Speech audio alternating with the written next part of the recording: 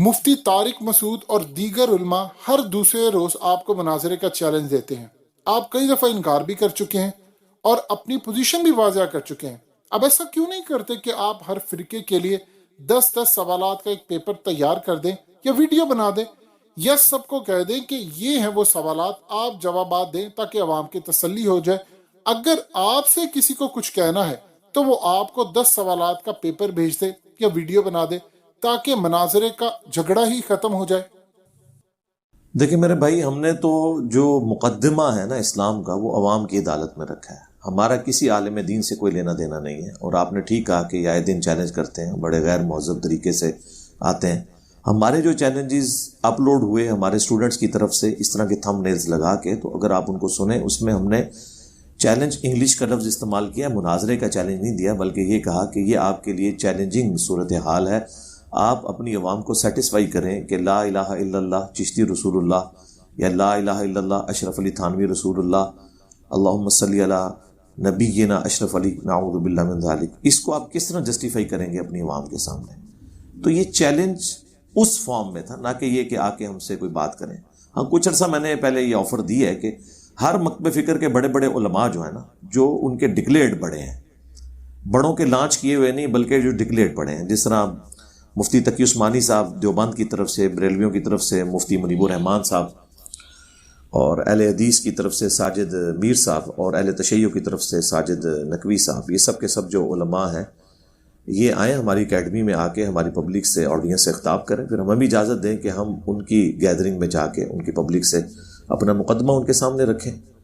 تو ہماری طرف سے تو کوئی ایسا معاملہ نہیں ہے۔ 10 سوالات لکھنے کی میرے بھائی ضرورت ہی نہیں ہے۔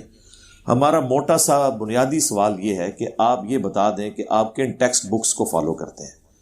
یہ قرآن، صحیح بخاری، صحیح مسلم، یہ صرف ان کے شوکیسوں میں سجانے کے لیے، عمل کرنے کے لیے نہیں ہے، تاکہ پتہ چلے کہ آپ لوگ اپنی کتابوں کے ساتھ غداری تو نہیں کر رہے جو ہم یہ سمجھتے ہیں۔ تو ہمارا بنیادی سوال یہ ہے کہ اپنا ٹیکسٹ بکس کلیئر کریں اور اس مقدمے کو نیوٹرل عدالت میں رکھیں کہ یہ ٹیکسٹ بکس ہیں، اس معاملے میں انجینئر صاحب کا یہ موقف ہے، ہمارا یہ موقف ہے، گورے کی عدالت سے فیصلہ کروا لیں، جو پری ڈیٹرمنٹ رزلٹس کے بغیر یہ کریں۔ تو یہ ایک بنیادی چیز ہے۔ دوسری چیز یہ ہے کہ یہ باقی مکاتب فکر کو مسلمان ڈکلیئر کریں۔ پبلکلی تو یہ کہتے ہیں مسلمان سمجھتے ہیں، لیکن یہ تقیہ کر رہے ہوتے ہیں، یہ کافر سمجھتے ہیں ایک دوسرے کو، جس کا ثبوت یہ ہے کہ حسام الحرمین میں آج سے آلموسٹ 100 سال پہلے 1905 میں احمد بریلوی صاحب نے دیوبند کو جو ہے وہ مرتد ڈکلیئر کیا ہے، اور احکام شریعت کتاب کے اندر انہوں نے دیوبند، اہل حدیث، اہل تشیع، ایون قادیانی کافروں کو بھی ان کے ساتھ شامل کر کے کہا کہ یہ 1,00,000 دفعہ بھی اللہ کا نام لیں تو ذبیحہ مردار ہی رہے گا، اور یہ سب کے سب مرتد یعنی واجب القتل ہیں، البتہ یہود و نصارہ کا ذبیحہ حلال ہے۔ اس کے جواب میں جب المہند علی المفند لکھی علماء دیوبند نے، جس پہ شبلی تھانوی صاحب اور درجنوں علماء نے سگنیچر کیے، انہوں نے بھی کہا کہ احمد بریلوی اور ان کی جماعت ایک شیطانی لشکر ہے جو ہم پہ حملہ آور ہوا ہے۔ اور اہل حدیث کے بارے میں المہند میں لکھا یہ خوارج کی ایک جماعت ہے، محمد عبد الوہاب صاحب کے بارے میں۔ تو ایک دوسرے کو مسلمان ہی نہیں سمجھتے، یہ کہتے ہیں ہم سمجھتے ہیں۔ تو ہم کہتے ہیں آپ اس طرح سٹیٹمنٹ لکھ کے دیں کہ ہمارے سوا جتنے فرقے ہیں، اگرچہ ہم انہیں مسلمان سمجھتے ہیں، لیکن وہ گمراہ ہیں، ایک نہ ایک دن اپنا عذاب بھگت کر جن عقائد پہ وہ دنیا میں ہیں، انہی عقائد کے ساتھ دنیا سے چلے گئے تو اللہ کے حضور وہ ایک نہ ایک دن بخشے جائیں گے، تو یہ قیامت تک کوئی لکھ کے نہیں دے گا۔ تو اس لیے یہ ہمارا دوسرا ایشو ہے ان کے ساتھ۔ تیسرا یہ ہے کہ جب آپ مسلمان سمجھتے ہیں تو آپ یہ ڈکلیئر کریں کہ ایک دوسرے کے پیچھے نماز پڑھنا درست ہے۔ یہ پٹیاں نہ پڑھایا کریں کہ فلاں کے پیچھے نماز ہوتی ہے، فلاں کے پیچھے نہیں ہوتی۔ چوتھی بات اسی کے ساتھ کوریلیٹڈ ہے کہ پھر یہ بھی کہیں کہ آپس میں نکاح بھی ہو جاتا ہے۔ یہ مینلی آپ سمجھ لیں 3-4 باتیں ہیں، باقی تو مقدمہ تو بہت زیادہ ہے۔ ہم نے ویڈیوز میں عوام کی عدالت میں رکھا ہے، ہمیں کوئی جواب نہ دے، عوام کو سیٹسفائی کرے ان عقائد و نظریات کے اوپر۔ ہمیں پرسنلی کسی کے ساتھ کوئی لینا دینا نہیں ہے، کیونکہ نہ ہماری کوئی چندہ بک ہے، نہ ہماری کوئی مسجد ہے، نہ کوئی مدرسہ ہے، نہ کوئی فرقہ لانچ کیا جب ہم چندے آپ کو دیں، نمازیں آپ کے پیچھے پڑھیں، آپ ہی کی مساجد میں ہمارے اسٹوڈنٹس نمازیں پڑھیں، پھر ہم تو آپ کے کمپٹیٹر ہے ہی نہیں ہے۔ اللہ کا شکر ہے، یہ تو میڈیا کی، سوشل میڈیا کی برکت ہے کہ آج دنیا میں سب سے لیڈنگ پلیٹ فارم ہمارا بن گیا، الحمدللہ۔ تو یہ اللہ تعالیٰ کی ایک غیبی مدد آئی ہے، اللہ کا شکر ہے۔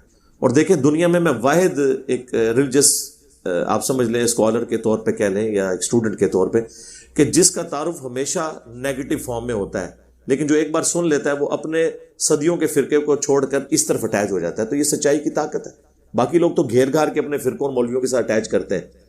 ہمارا نیگیٹو تعارف ہوتا ہے. اس کا ثبوت ہماری لائف سٹوریز چل رہی ہیں اسٹوڈنٹس کی.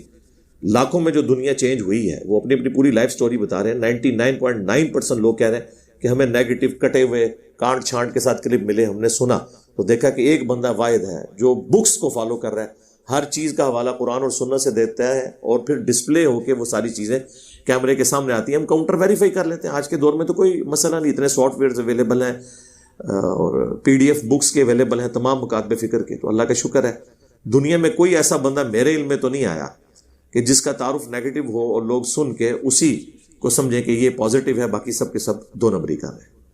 جی نیکسٹ. انجینئر صاحب, آپ پر الزام ہے کہ آپ کی ویڈیوز دیکھنے کے بعد لوگوں نے مساجد میں چندہ دینا کم کر دیا ہے. کیا آپ کو نہیں لگتا کہ اس سے اسلام کو نقصان پہنچے گا؟ ہزاروں لاکھوں بچے جو مدارس میں پڑھتے ہیں, مساجد چلتی ہیں, چندے پر چلتی ہیں, ان کو آپ کی ویڈیو سے نقصان ہوگا؟ دیکھیں, میری وجہ سے لوگوں نے چندہ دینا بند نہیں کیا, یہ خام خیالی ہے لوگوں کی کہ میری وجہ سے چندہ کام کیا. میں نے کبھی کسی کو نہیں کہا, بلکہ میں تو اپنے اسٹوڈنٹ سے کہتا ہوں کہ آپ بڑی ونریبل زندگی گزار رہے ہیں. آپ کے گھر والے آپ کے خلاف ہیں, رشتہ دار خلاف ہیں, علماء خلاف ہیں. مہربانی کر کے آپ اپنے علماء کو, امام مسجد کو فائنینشلی تھوڑا بہت سپورٹ کیا کریں تاکہ آپ کے لیے وہ سافٹ کارنر رکھیں. میں نے تو کبھی نہیں کہا کہ ان کا چندہ بند کریں. یہ وہ لوگ خود سمجھتے ہیں. اس کی وجہ میرا خیال ہے وہ لیکس ہیں ویڈیوز کی, جو علماء کی اور مفتیوں کی, جو مدارس کے اندر برے کام ہوتے ہیں, اس کی وجہ سے لوگ ان سے متنفر ہوئے ہیں. میں نے نہیں کہا. میں تو ہمیشہ کہتا ہوں کہ میں واقعی اس پلانٹ ارتھ پہ سب سے بڑی NGOs ان مدارس کو سمجھتا ہوں. غریب لوگوں کو کم از کم روٹی کھلا رہے ہیں. لیکن اس کا دوسرا پہلو یہ ہے کہ یہ لوگ استحصال کر رہے ہیں ان کا, روٹی کے نام کے اوپر اپنے غلط عقائد و نظریات بھی ان میں پھیلا رہے ہیں. اور اللہ کا شکر ہے ہماری اس دعوت کی برکت سے مدارس کے کئی اسٹوڈنٹس درس نظامی کرنے والے وہ بھی ریورٹ ہوئے ہیں. کئی لوگوں کی ڈگریاں علماء نے روک لی ہیں کہ جی تم انجینئر سے اعلان برات کرو. پھر ہم اسٹوڈنٹس کو یہاں بھی آتے ہیں, ہم کہتے ہیں یار آپ اپنے آپ کو ایکسپوز نہ کریں, آپ ایک دفعہ ان سے ڈگری لے لیں, پھر انشاءاللہ تعالیٰ ان تک حق بات پہنچائیں. تو میں کبھی بھی نہیں ایسا کسی کو کہوں گا کہ کرے. میں خود مدارس کے اندر چندے دیتا ہوں. میری گلی میں بریلویوں کی مسجد ہے, میری قربانی کی کھال وہاں پہ جاتی ہے. آپ اس سے اندازہ لگا لیں. میں جس مسجد میں بھی جمعے کی نماز کے لیے جاؤں, میں اپنے بچوں کو اس وقت پیسے پکڑاتا ہوں اور وہ جا کے چندہ جو باکس ہے اس کے اندر ڈال کے آتے ہیں تاکہ ان کی ترویج ہو. میں تو لوگوں سے کہتا ہوں کہ آپ مسجد کے ریسورسز یوز کر رہے ہیں, وضو خانہ میں جو پانی یوز ہو رہا ہے وہ اس کے لیے جو موٹر ہے, گیزر ہے, واش روم کی صفائی, مسجد کی صفائی, بجلی کا بل, گیس کا بل, یہ ساری چیزیں ظاہر ہے کہ لوگوں کے چندوں سے مینٹین ہوتی ہے. پاکستان میں تو حکومت سپورٹ نہیں کرتی اس طرح کے مدارس کو, تو چندہ ضرور دینا چاہیے. اگر کسی نے بند کر دیے تب بھی دیں. البتہ میں یہ ضرور کہتا ہوں کہ اس سے بہتر مصرف بھی ہے کہ ہمارے پاکستان جیسے غریب ملک میں پاورٹی سرکل سے نکلنے کے لیے, غربت کے سرکل کو توڑنے کے لیے ایک لوور مڈل کلاس فیملی کے لیے ایک ہی ذریعہ ہے کہ وہ تعلیم یافتہ ہو جائیں ان کے بچے. ہم خود لوور مڈل کلاس سے اپر مڈل کلاس میں تعلیم کی برکت سے آئے ہیں. اچھی جاب مل گئی, میکینیکل انجینئرنگ میں نے کی آنرز کے ساتھ, اس کے بعد ایک اچھی نوکری مل گئی. تو یہ سب کا سب معاملہ تعلیم کی برکت سے ہوا. تو اس لیے میں کہتا ہوں سب سے بہترین مصرف یہ ہے کہ آپ کسی غریب بچے کا مکمل خرچہ اٹھائیں جو پڑھنے لکھنے کے قابل ہو. 2014 میں جب آخری دفعہ عمرے کے لیے گیا, وہ بھی بیوی کی ضد پہ, تو میں نے خانہ کعبہ کے سین میں اس سے یہ عہد لیا تھا کہ ہم کبھی اب واپس حرمین نہیں آئیں گے. حج ہم نے 2007 میں کر لیا, 2014 میں عمرہ کر لیا, اب یہ دیکھ لیں آج فروری 2022 چل رہا ہے, اس کے بعد نہیں گئے.